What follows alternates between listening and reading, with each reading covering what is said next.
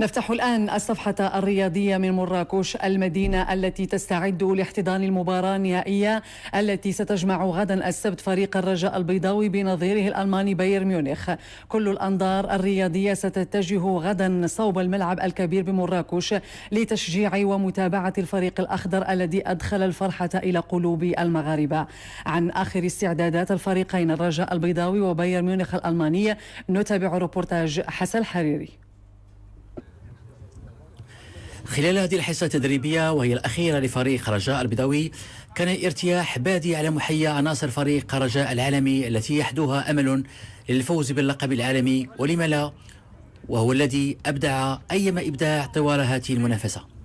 عناصر فريق رجاء البيضاوي مبعث فخر للمغاربة، خاضوا هذه الحصة التدريبية بمعنويات جد مرتفعة وبثقة نفس قوية.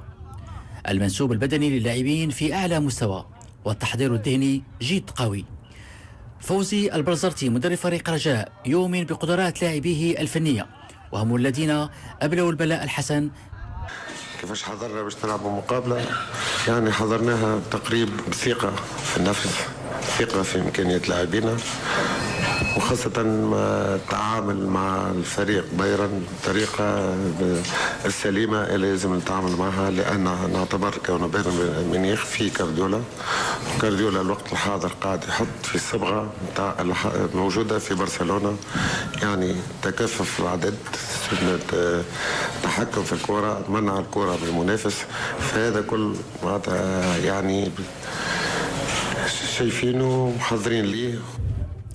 غوارديولا مدرب الفريق البافاري يعد من أنجح المدربين على الصعيد العالمي، نجح في جعل فريق بايرن ميونخ الألماني أحد الأندية القوية عالميا بفعل بصمته وأسلوبه الذي نقله من FC برشلونة إلى بايرن ميونخ. يعتمد على مجموعة من لاعبين المهرة تقنيا على الرغم من غياب الهولندي روبن، فالثوابت الأساسية لغوارديولا معروفة لدى الجميع، وفي مقدمتها الفرنسي ريبيري والألماني غوتزي.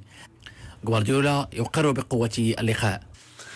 الفريق الذي سنواجهه غدا فريق كبير أحترمه جيدا، أدى مقابلته الثلاث بشكل رائع. فريق رجاء البيضاوي والذي يتمتع بشعبية كبيرة بالمغرب لديه لاعبين متميزين تقنيا، وهذا ما سيجعل مقابلة الغد قوية.